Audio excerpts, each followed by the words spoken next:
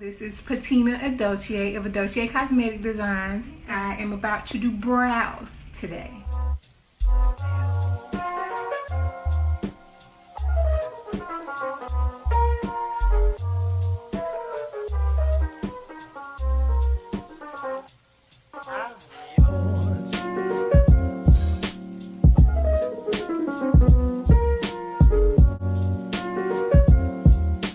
You know, it's just a classic arched brow that has been worn through the years by various iconic beauties, past, present, and future. It's just, it never looks dated and it doesn't go out of style.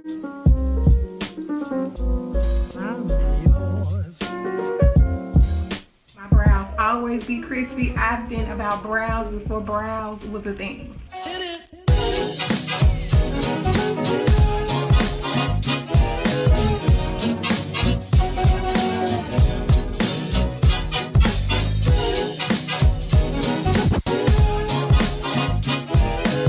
I know that I have done my brows like this for years, but I would love to put a video out there where you guys can learn how to do your own brows like this, because especially this style of brow, it's very iconic, it's very classic, it's not going to go out of style. I've used it even on my clients, been using it on myself for over 20 years, never really had to change it.